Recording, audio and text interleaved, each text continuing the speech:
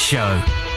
As season 2 continues, we're on to episode 5, the penultimate episode from which last season I stopped counting. We got to 6 last season, didn't we? And then I gave up. I was impressed with that. 6 was good, wasn't it, for counting? I know this is now going to annoy you, but can I just go back to the last item in the news there and say, if it's a hologram show, is it really a live show? Discuss 25 marks. Yeah, exactly. Yes, discuss. Coming up in the next hour, we've got proper Wycombe Wanderers stuff. It's 50 seconds into the show and I've already annoyed Colin. Oh no, I'm not annoyed. That's good. We have got proper Wycombe Wanderers stuff. We'll be talking about Colin playing golf as well, but most of it will Playing's be a bit strong. Right, okay. Colin's attempt at golf, but most of it will be about Wycombe Wanderers, including the first time that we've said this season, including the defeats to Sunderland and Aston Villa. Both games which you were at. I was, yes. I was there. I will tell you news of my trip up to Sunderland, and I encountered another former chairboy as well whilst I was up there. Oh, interesting. Also, we'll be reflecting on a couple of departures which happened, either side, I guess, of the transfer deadline day. Well, one on it and one the night before. So that's to come. We've got some fixture confirmation news. We have, yes. As it's the international break, we've got some international... We've got some international news. We've got a player being banned news for getting into a confrontation with a former chairboy. And we're also speaking to a legendary former chairboy as well. Yes, very much looking forward to having Sean Devine on the show, which will be excellent. He, in the 99-2000 season, set a club record for the number of goals scored in a season.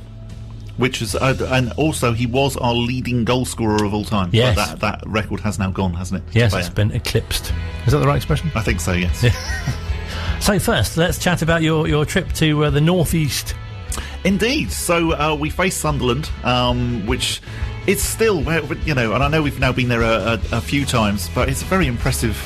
You do go along thinking it is, Premier League. They are Premier League in all but sort of like club status.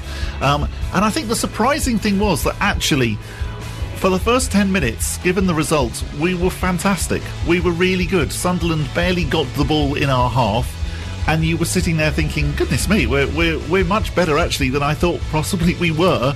If we're causing Sunderland this much of a problem, and then he hardly makes any mistakes, let's be honest, but the ball went back to David Stockdale, which I think was probably his first touch of the game, and it was a fairly poor clearance straight back to a Sunderland player who put it out on the wing. The ball then came back across, they headed it, and it went past Stockdale, and it was 1-0, and you were thinking, that's so frustrating, so annoying, because we'd started so well, and and really actually in the opening 10 minutes probably deserved at least a goal, and so the fact that suddenly we were 1-0 down, and then 3 minutes later Sunderland go and score a worldly goal, which no goalkeeper is really going to stop, and we're 2-0 down, and you're then thinking, this is going to be a long afternoon, and unfortunately that is then the way that it went. And how did it feel, obviously, suffering a defeat for the first time? Did it feel like, this is a defeat? Or did it feel, this is against Sunderland, so they're going to be one of the challenges this season? Yeah, slightly that, I suppose. And, it's the fact that we did get a goal, albeit a deflection right at the end, yes, that was quite nice. But it was just slightly frustrating because of actually how well we'd played in that first 10 minutes. You did think, probably had we snuck the first goal, I think it probably would have been very different, because obviously then we probably would have been hanging on, and we would have done all of the Wycombe things that everybody knows that we do, and frustrated Sunderland a lot, and possibly we could have snuck the 3 points, but yeah, as soon as it was 2-0 you were thinking, we're going to struggle here, and then also obviously we had the interesting situation of Anis Mehmeti getting into a bit of a tangle with Luke O'Nien, which was a slight surprise, because Luke O'Nien always comes across, and I'm quite sure is, he comes across being one of the nicest people in football. He's always got a smile on his face, and so if you were to say to me that actually anyone was going to have a fight with anyone else, I wouldn't have picked Luke O'Nien in that sort of like that matchup. But yes, Anis decided to I don't know, exchange a blow with Luke O'Nien during I think it was after about half an hour, which surprisingly nobody really noticed on the match officials, but of course unfortunately the TV cameras were there, and yes, it was picked up then, particularly thanks to Colin Murray on his Quest show. They showed it in slow motion and in various different angles, just trying to work out exactly what had happened. And so today we've now had the confirmation that yes, Anis Mehmeti will miss 3 games, including the Carabao Cup tie away at Manchester City, as well as the games against Oxford and also Charlton. So did you get a sense from watching Sunderland that they would be one of the teams that would be challenging quite near the top? Yes, I think probably they are going to. They're always going to be one of the teams that probably will be in or about the automatic promotion places. So yes, I think probably this might be the season that they manage to do it. On the performance of the 80 minutes, after they managed to get into the game, they did look quite good. Oh, interesting. Yeah. Sorry to, that's one of the promotion places possibly I'm saying, to be expected though, I think. Well, and that's the thing, is goodness me, and no disrespect to these other teams, but they're so much bigger than the Portsmouths and the Charltons and the Ipswiches. They just are. They're going to get out of this Division 1 season. The fact that they haven't is really quite incredible. And so, yeah, I do think maybe it might be this season. Let's get the thoughts of manager Gareth Ainsworth, who spoke to the media after the game. I couldn't believe we come in at 2-0 down, if I'm honest. I thought we probably just edged it in the first half. But do you know what? This game is about both boxes, and we had a lot of chances today and we didn't hit the target, Even our goal, is a deflected one, But they took their chances really well. I think first half they only had 2 shots at our goal and scored 2 goals, So, but, we're happy. We keep playing like that, we'll be fine. But they were ruthless with their opportunities today and took them all, and that's the game, really. It sounds strange when you conceded 3, but there's one way you do come away feeling quite good about your team, quite positive about the season. We'll play like that and beat teams. We've played worse than that and won. Just probably the 5th game, we've had a lot of games as well, so maybe we're out of steam on the big pitch at the end there. But proud of the boys as always. Yeah, really looking forward to the next game now, see what we can do against Oxford or Ipswich, or we'll see which. That's the international break, so we'll see how that one is. But we've got Oxford after that, which again is a huge game. So yeah, we've got 2 big games coming up. As I say, I think first half I was angry because we were 2-0 down, but I also was giving the boys credit because of the way they played. I thought we really dominated possession, dominated chances, but they put theirs in, and that was the story of the first half. Second half, a lot more even. I'm not going to say we were total dominant, but again, the shots were coming from both sides. They took one of theirs, we didn't, and that's really the story. What did you make? Something you faced a few variations? Yeah, like them. I think they're a good side. Yeah, I think Lee's done a good job recruitment-wise, because it was tough. I thought last season they were in a transition, really. They had some big players who had to leave the club when they came down from the Championship first time. They hung around for a couple of years, and I think you're seeing now, no disrespect, but the team he's had to build in League One for Sunderland, and that's not easy to do. It's not easy at all. Finance dictates and money, and everyone wants to play in the Championship. So I think some of the players he's brought in, as well as some of your stalwarts, the McGeady's a match winner, I like the boy Stuart. I think he's an excellent player up front. I think he's a big prospect for you. So I think Lee's done it really well because he hasn't got the superstars of old. So yeah, they'll be up in there around the top without a doubt. And I mean, obviously, disappointed the result today, but this first block of the season, you're a club that came down from the Championship, which there's always issues whenever any team gets relegated. You would have taken this first block, wouldn't you? Absolutely. You look at your Yeovils and your Stockports and teams like that who went. We planned not to do that, and we're still Wycombe Wanderers. We're still this team, this new team that's developing to be a top end League One club. I'm proud of the fans sticking with us, proud of the players, always will be. But yeah, we are still this team that everyone wants to pop out. We're in the Championship last year, so it's a good scalp, of course, but we take it as a huge compliment that teams want to do that to us. But we'll keep fighting, we'll keep scrapping, and I'm sure we'll be fine. A really good point from the manager there, that I guess teams will want to have a go at Wycombe because they're in the Championship last season. Definitely, and that that's such a change for us, as is the fact that actually we're now seen as a possible promotion candidate, which actually we've never ever been before. No, certainly not in League One. It's always been, they're bookies' favourites for relegation, they're going to struggle. And obviously in the season where we did manage to get up, we were still, that season, very much the bookies' favourites to go down.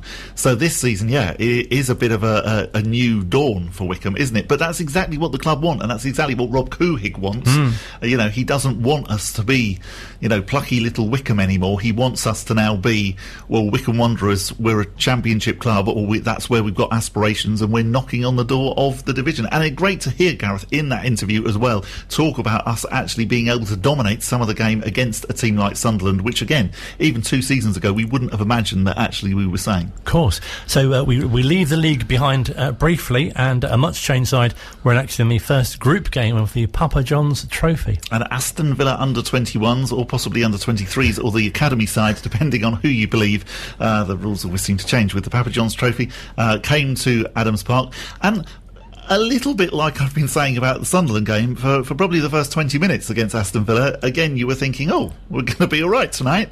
We were much the better side. Aston Villa looked like they were very, very tentative, didn't really maybe know each other, or possibly hadn't played very many games together. You were thinking we're going to be all right here. And yes, we duly went 1-0 up. But then all of a sudden, a player by the name of Jaden Philogene Bidace started... I think that's a name that'll become a lot more popular in the future. I think it may well do, because he was absolutely remarkable. The number 32 for Aston Villa, he was really unplayable, and just he was somebody who came across as if you were playing, say, a FIFA game or something like that. That you'd selected him to be the international, and you were playing everybody else as sort of like amateurs. He was just amazing. The ball seemed to be glued to his feet, and we had a lot of trouble playing and defending against him. And sure enough, yes, he was the main man that provided the Aston Villa. And I know Archer as well, because I asked you about him, because he's played in the first team in some cup games and stuff. He's another one who's really highly rated. Yeah, I mean, they did look, once they got going, it took them 20 minutes to warm up, but once they got going, they did look very good. And in that way that sometimes in the Papa John's leasing.com, whatever it's called, check a trade competition, you get very much 2 sort of types of under-21 team, I think. You get those that do come along and you do think, they really don't look like they're ready yet, and you beat them. And then other times where you think, goodness me, in probably 6 months to a year, we're going to start hearing some of these names on Match of the Day, because they did look really good. And for Wycombe as well, some debutants, some new names as well. Yeah, I mean, that was really good as well. Actually, we were able to field some new players, some new blood, and they did okay. It would have been interesting to see actually them playing against other League One teams, and how they get on. It'll be interesting to see how they do against MK Dons and Burton Albion, who of course we've now got to play, because it's a group stage thing in the Papa John's, so even though we've lost, we still have a chance of getting through to the last 32. We've just got to make sure that we now beat the MK Dons and Burton Albion to get through to the next. It must be such a great feeling to score on your debut as well. We talked about TJ DeBar, but also Connor Parsons as well. Yeah, absolutely. I mean, that must just be wonderful. It was a good goal, well deserved, and at that stage we were thinking, great, it looks like we're going to win 3 or 4-0 here. Alas, it wasn't to be, but brilliant for Connor to score his first goal in the light and dark blue. More from the manager, speaking to Matt post-match. Gareth, there might be some disheartened youngsters in there who have ended up on the wrong side of a defeat tonight for the Chairboys, but plenty of learning curves and some positives to take away from the night. Yeah, there's a big sign in the gym that says we don't lose, we learn, and as long as they learn from that, and I've got a good coaching staff that we can go over the game, we can see the mistakes. I think towards the end there was some fitness issues, some of the young boys who have only played their first games for us. Connor Parsons, obviously, Chris Farino, James Clark, never played for Wycombe Wanderers before, and Chris and James have been out injured for 6 months, so they're both, first minutes for them. Chris was never meant to play 90, but he got through it. He was cramping up.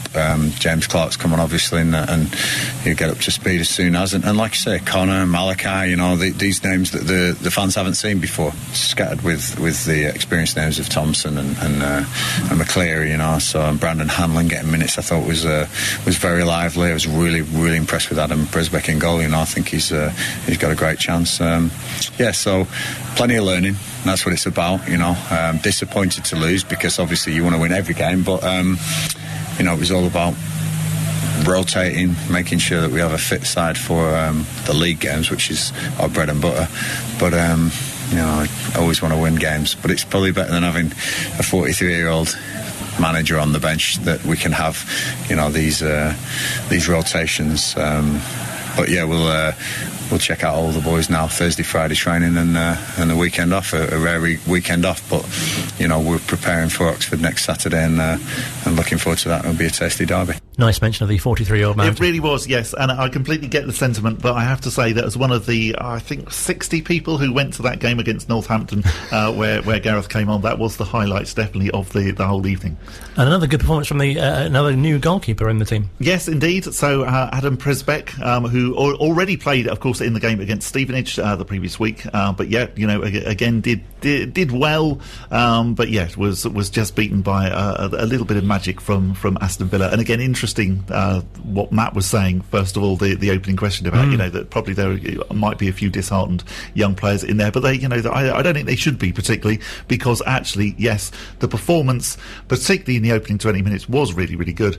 But I think Aston Villa's under-21 side, yeah, they are some of those players are destined for great things, probably. Adam spoke to Matt after the game. Had a night of mixed emotions for you. Personally, a great performance and your home debut here at Adams Park, but ultimately the game's ended in defeat. What's your takeaway from that game? Yeah, personally, obviously it's nice to put in a performance, but that's not the important thing tonight. I think to play against a 21 side, you almost want to get a good result. I thought we started off really well as well, and I kind of thought I'd have an easy night, and then they kind of just built their way into the game. I think they caused some problems for us that we found hard to deal with, and then ultimately it ended in a disappointing result. It is a learning curve, isn't it? And so many debutants tonight, and new personnel playing together that haven't played before, and in systems maybe they haven't played together before. So what was the takeaway in the changing room after the game? I think again, like you said, it was good for the boys to some of them got debuts and stuff. But yeah, I think just got to build on that now. The next game will be in a month's time, so I think obviously look to take the experiences from tonight and put them into practice and in the next game. Obviously your previous game was full of drama as well over at Stevenage. What a night that was, and you must be so proud so early on in your career to have got a couple of games behind you under your belt now. Yeah, no, definitely. I think when I came in here, I knew what almost the opportunity was going to be for me. I'd be sitting behind Stocko and pushing him and learning from him at the same time. And I think when I do get the opportunity to play, it's just taking what I can learn from Stocko and what I've learned in the past, putting into practice and doing what I can do. Yeah, let's talk about Stocko. He's a quiet, retiring fellow, isn't he? Nothing too lively about him. But what a person for you to learn from with his experience, and Lee Harrison as well.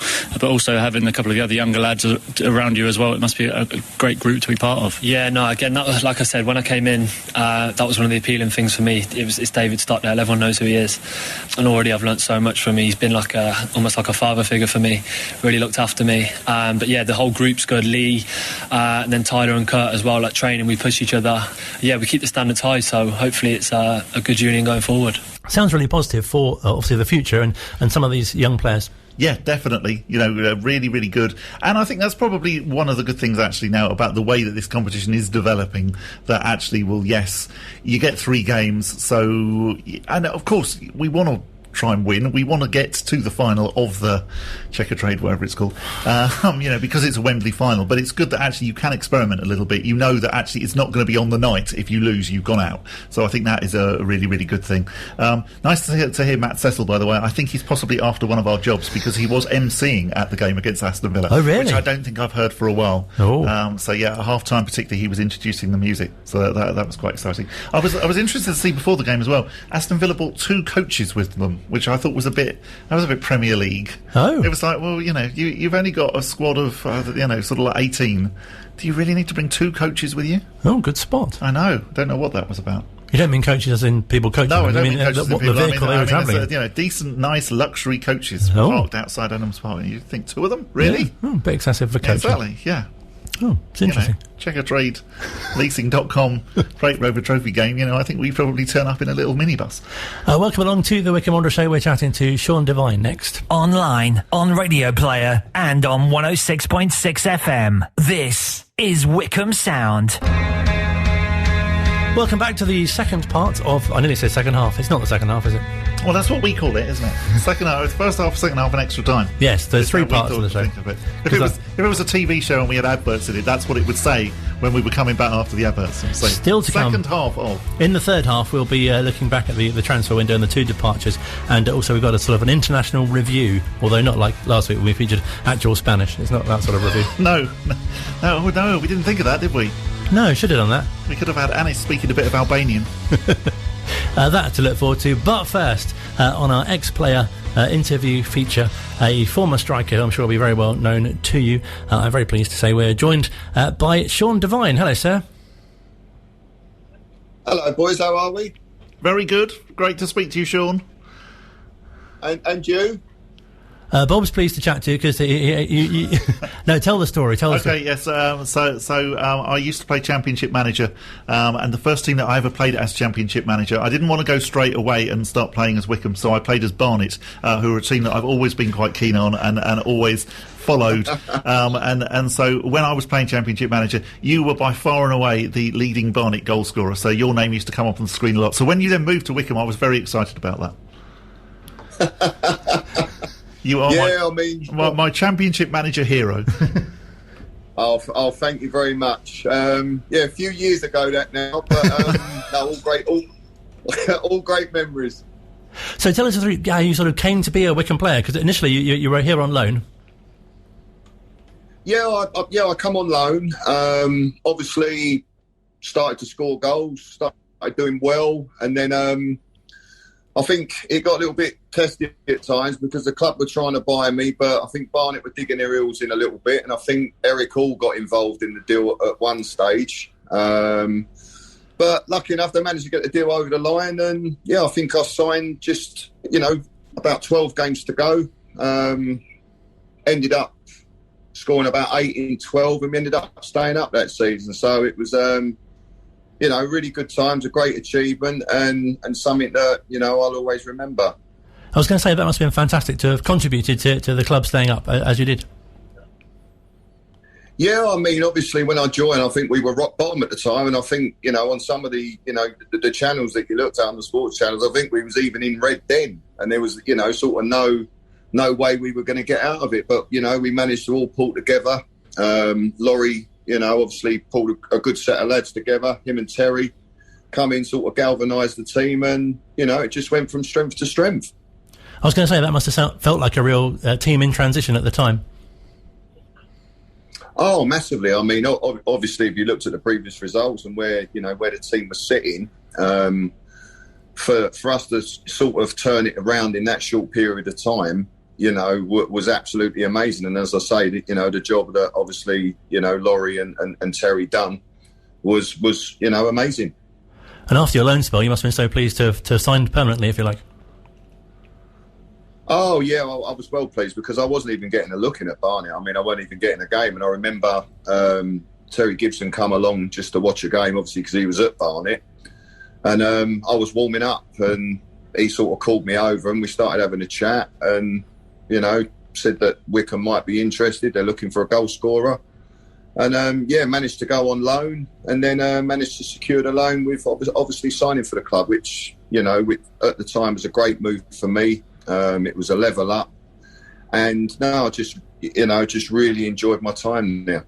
Fascinating to hear that actually. So almost your move to Wycombe started when you were actually warming up for as a substitute for a Barnet game. Because I think as fans we always assume that actually those are conversations that take place between agents and whatever. And again, really interesting that you mentioned the name Eric Hall, whose name I haven't heard for a long time as a football agent. But yeah, I think we don't really imagine that actually just maybe a little conversation on the touchline then leads to a transfer or a loan spell happening. Yeah, it's amazing how these things happen. As I say, it was a cold, wintry evening game. I can't remember who we were playing at the time, but yeah, as I say, Terry was just standing there, and we were just having a chat, and the rest is history, as they say. It's fascinating to hear these sort of behind-the-scenes news, because as fans, obviously, you don't realise, what goes into bringing a striker to the club, or any player to the club, and it must have been great for you to have settled in so quickly. Yeah, as I said, I was made to feel really welcome, obviously by the management and also the players. I mean, there was some great players in that side. Steve Brown, Keith Ryan, Jason Cousins. We also brought Batesy in, and Paul McCarthy, Paul Emblem. The list goes on and on. Martin Taylor, and yeah, I mean the side was already there. It was just how we could get the best out of what was there and what they had, and then obviously me and Batesy coming in, and it just seemed to all gel and work. And as I say, we managed to get out of it on that last day. It must have felt like a special time because, you speak to ex-players who, during their, whatever their sort of generation or decade is, there seems to be something special about that particular team. And that's something that's reflected in the teams, especially in the players that you mentioned. Oh, definitely. I mean, you look at the success that the club's had, obviously, coming up from non-league football, going up through the divisions. And that success is now ongoing with what Gareth's doing with the first team, and obviously the promotion last year and a good start to this season. So long may it continue, because as I say, it's a great club that always made me feel welcome, and I just enjoyed playing at Adams Park. It was great. I know obviously the fans enjoyed it as well with the amount of goals that you had, and it'd be remiss not to mention that the record that you set at the time of the most goals in a season. Yeah, it was funny because obviously I had the good start when I come on loan. I had 8 and 12, and then the next season I started a little bit slow. And obviously as a striker, you think you need to get off the mark and get going. And I remember having a chat with Laurie, and he just said, "Look, just don't worry about it. Just go with the flow. Once you get one, they'll all start to trickle in." And I remember I scored away against Scunthorpe, and it was probably the worst goal I've ever scored, but they're the ones that get you off and running, and like, what he said, that led to me, I think, ending up with about 25, 26 goals that season. Must have been very frustrating then in the Cup semi-final season, because obviously you were injured for the whole of that. It must have been great to see the club doing so well, but presumably really frustrating that you weren't part of it. Yeah, obviously, it's one of those things. I mean, it wasn't just me out at the time. I think, Paul Emblem was out, Jermaine McSporran. I think Andy Baird had a really bad knee injury as well. So there was quite a few of us with quite serious injuries. But as you say, it was disappointing, and obviously you want to be involved in it. But it was just great to see the boys do what they did and get as far as they did. But sometimes, you just think, if I was involved or these other boys was involved, could we gone one step further? So it was bittersweet, but it was obviously a great time at the club, and everyone was buzzing. So to reach an FA Cup semi-final, was just excellent. Great stuff. You hear a lot of players saying how challenging it is sort of mentally to be out for such a long period. But as you say, there are other players who had injuries as well. So that must have been quite a sort of bond that you had between you as well. Yeah, as I say, I think there was 5 or 6 of us with quite long-term injuries at the time. So, yeah, I think we all sort of kept each other going. As I say, it's not a nice time when you're injured, especially when, obviously, with the injury that I had, there was sort of no proper diagnosis at the start, and it wouldn't go away. And, I had one operation and it didn't do anything. I was back to square one, and you just think, am I ever going to get back playing football? And, lucky enough in the end, they found what the problem was, and I managed to, get back playing. What was Laurie Sanchez like as a manager? Clearly, as a member of the crazy gang, he always came across as being a brilliant and interesting character. What was he like to play under?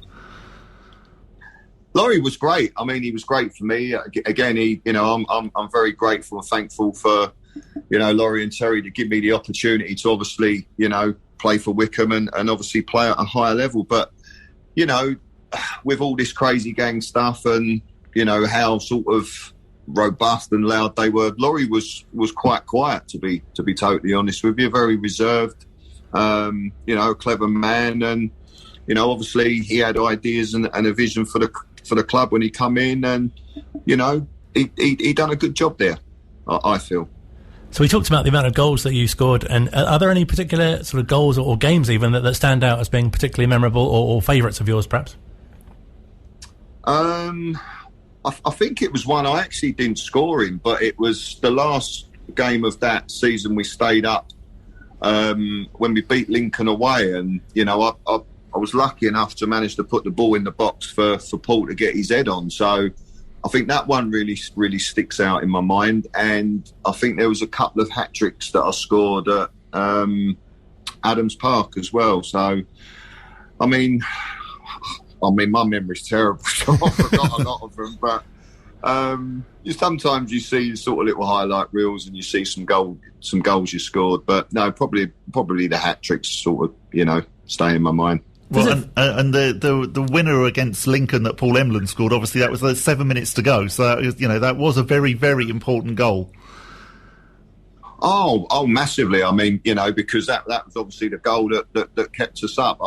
That one I see quite often, and it was a decent move, to be fair. I think Steve Brown got the ball in midfield. I'd made a run, and he put me in the channel, and I just thought I'm just going to put this in the box. And Paul Emlyn made a great run, sort of to the near post, a little glancing header, and in the back of the net it went. And no, it was just great. It was obviously, you haven't won anything, and sometimes people say, "Oh, what are they celebrating for?" But it was. I mean, you just get, overtaken by the moment, I think. And it was just from where we was. I just think it was a great achievement all round to actually get out of that bottom four and stay up. Definitely. Does it feel like a long time ago? Because I was quite shocked to see that it was just over 20 years ago that you were playing at Adams Park. Oh, it seems like yesterday. No, it is a long time ago. Trust me. And you've done quite a lot since then. So obviously you then went to Exeter and you played in the famous 0-0 at Old Trafford. And then you've even been to New Zealand as well and played out there. Yeah, I went to play in the A-League in 2005 in their inaugural season, which was absolutely amazing because I got to travel around Australia every other week and obviously had the opportunity to live in New Zealand, and we actually ended up staying. We got our residency after 2 years, and where we were living was just stunning. And said to the family, "What do we do? Do we stay in New Zealand or do we go home?" And we all made the decision to stay there because obviously the lifestyle that we had, and I had 2 young boys at the time, and for them it was just brilliant. So we ended up staying, but then we moved back in 2015 because my wife's mum sort of got taken ill at the time, and after 10 years I think it was the right time to come home, and we made the move back to England. And you've got into management as well comparatively recently at Leighton and Buckingham as well. Yeah, I was I was at Buckingham a season ago, but I stepped away from that, obviously, middle of last season, then COVID and all that come in. So I'm actually coaching with a friend at the moment. I'm helping him out with his under-13 side, a team called Leighton Park Rangers. So I actually live in Leighton Buzzard at the moment. So I've been helping him, which has been really good. And then I'm also doing sort of private coaching, one-to-ones, group sessions. Got a few lads on board that I'm working with, and just really enjoying it. That must be so rewarding to kind of pass on, obviously, especially to strikers and forwards, your kind of experience. Yeah, as I say, I do some specialist sort of finishing or striker coaching, if you want to call it. But I work with, defenders, midfielders, all different age groups. I've got a couple of lads that I'm working with now that are at MK Dons, that have been released by them and are now sort of playing semi-pro football. So it's great to actually be working with them and trying to, improve them and get them back to where they should be playing and hopefully get another opportunity to play professional football. And what was how did you find the transition from being a player to being a manager? Because obviously you've played under managers and becoming one yourself. Very, very difficult. I think as a player, you take that for granted. You don't realise what goes into, organising your sessions, players being injured, just a whole day-to-day of what you need to do as a manager. And I was only doing it on a part-time basis. That the club I was coaching, they were step 7. But, I could only imagine what these guys go through day-to-day, setting up their sessions, just the overall managing of a football club and a team. And it, as I say, it must be quite difficult. and very much, at other clubs, at Premier League clubs, you've probably got lots of people to do that for you. But Wycombe Wanderers, even though we've now had the takeover from the Couhig family, still very much is, a small club. And you can appreciate that, Gareth is doing all of that work as well. He is setting up the training sessions. He is doing all of that. So again, the job that he's done is just incredible. Oh, definitely. As you say, the levels are what they are. The Premier League is what it is, and don't get me wrong, I'm not saying it's any easier for those managers than it is Gareth, but with what they get and what they're exposed to, and is a little bit different to what probably Gareth's doing now. Yeah, he's got people that help him, but I think in the Premier League there's a lot more people about to take a little bit of that load off of the the manager, and as you say, obviously Gareth's taken probably a lot of that on himself, and but he'll have a good support network around him, which he seems to have, and that's sort of coming out in what he's doing at the club and the performances on the pitch. You must be very pleased for the club as well, how things have changed, obviously, since your time there, and obviously going into the Championship, and seem to be much more sort of established now, as well as a bigger squad and a bigger team. Yeah, I think if you look at the facilities at the club, I think the stadium and that it should be in the Championship, in my opinion, and it was great to see them get that opportunity, and I just hope this season goes well and they get another chance to get up there and maybe stay up there. I mean, I think they only missed it. Was it 1 point last year? Mm. Yeah, so, 1 point, almost one goal, really. If we'd got the draw against Derby, we would have stayed up. Exactly. So that shows you, how close she was, and fingers crossed they can continue the run that they're on, and they can push to get in, and who knows, and then sort of try and then consolidate themselves in the Championship. It is difficult because of budgets and stuff like that, but it shows that it can be done. They were that close. And overall, how do you reflect on your time at the club? It must be one of huge pride, obviously, with the amount of goals that you scored and being quite a fan favourite as well. A bit of a roller coaster, really. It was, a lot of ups, a lot of downs. I got the injury when I did, which sort of set me back. Because I was really enjoying my football at the time, and as you mentioned, scoring lots of goals. The team was doing okay. And then, you get an injury and it just puts a bit of a sour taste in your mouth. And, not playing for nearly 2 years, I thought I was done. So it's a great club. I absolutely loved it there, loved the people, made to feel welcome.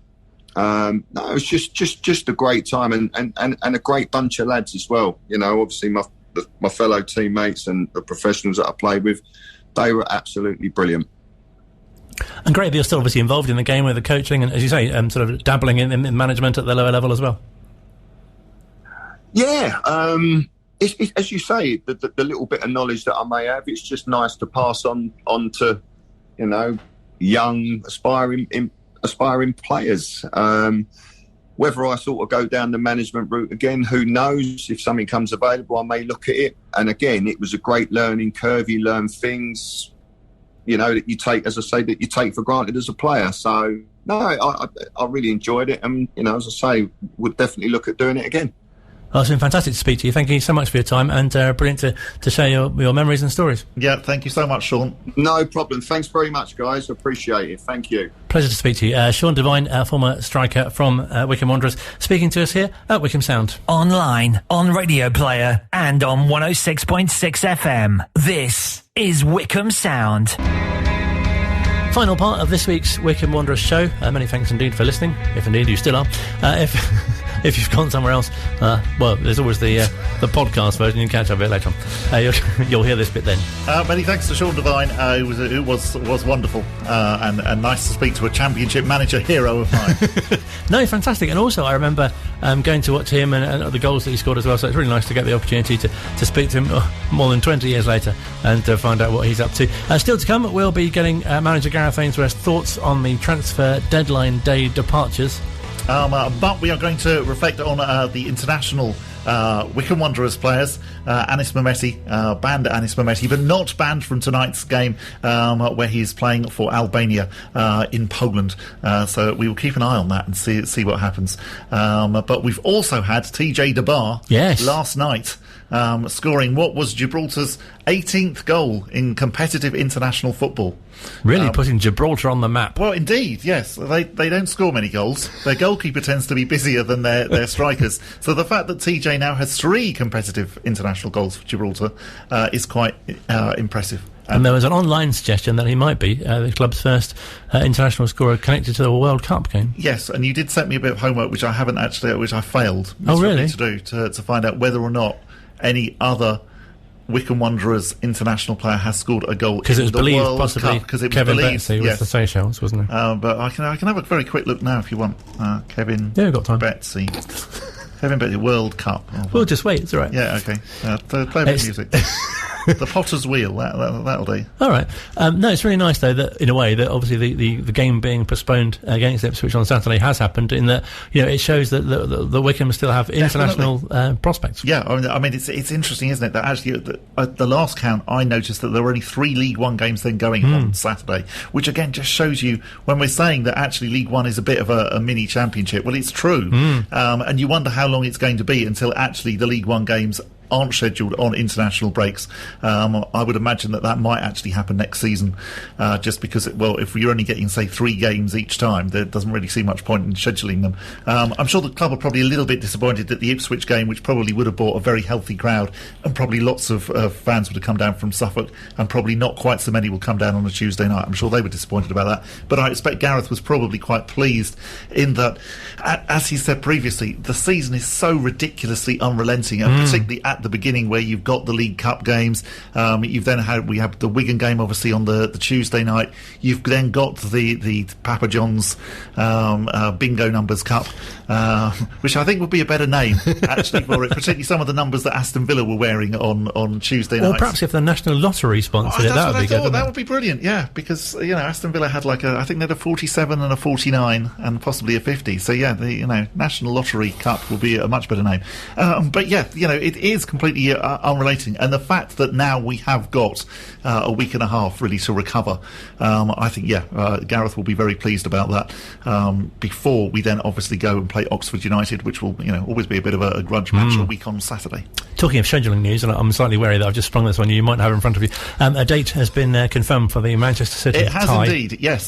So Tuesday the 21st of September at 7:45 at the Etihad is the confirmed time for the Carabao Cup third round game, and also the news is that it is not going to be on television, and even worse, it's not going to be on iFollow. So if you want to see the game, you have to go, basically. I'm sure tickets will go like hot cakes. I would imagine that they probably will. I think they'll go like hot cakes down here in Buckinghamshire. I would imagine that probably they won't be going quite the same rate up in Greater Manchester. No. So I think we'll probably be all right. Lukewarm cakes. Everybody who wants to go will be able to go.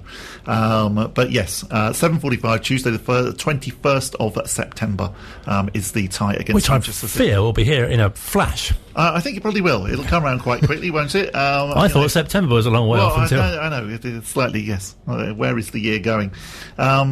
We have one other international as well, of course, Daryl Horgan. Of course. He was an unused substitute last night in the slightly heartbreaking loss for the Republic of Ireland, where they were beating Portugal 1-0. And then a certain player called Ronaldo then scored 2 goals to ensure that they lost 2-1. That concludes our international roundup for this week. It does indeed, yes. Talking of this week... No foreign languages this week. Sorry about that. Something to work on. Talking of this week, of course, the transfer deadline was met. It was. Sad times. It must be sad as well for players who leave, but B, for the manager as well. It must be quite tricky to I would think we're all concerned. I would think the players staying are probably sad to see two players who have been such a part of the team actually departing. That must be sad. As a manager, it must be really, really hard, because obviously you've had that decision to make, and that must be so difficult. And clearly you have to go with your head rather than your heart, but that must be a really, really tricky thing to do.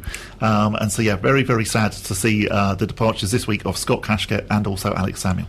Yes, Scott's departure was confirmed, wasn't it, the night before, and then shortly afterwards it was revealed he was going to Crewe. and Alex Samuel going off to Ross County, so playing in the Scottish Premiership. It'll be interesting to see him when he features, say, at Ibrox or at Celtic Park. Really, really looking forward to seeing how they both get on. And Gareth was reflecting with Matt on those two departures. Gareth, it's transfer deadline day, but we're talking about two departures from Adams Park, two players that played real significant roles for you. Let's start with Scott Kashkett. You turned a League Two player into a Championship player. You must be so pleased with his progress and wish him all the best for the future. Yeah, Scotty did all that himself, you know. He just gave him the platform to perform, and honestly, for one of the first times, it really hurts me letting two players go today, because they've played a huge part in the Wycombe Wanderers story.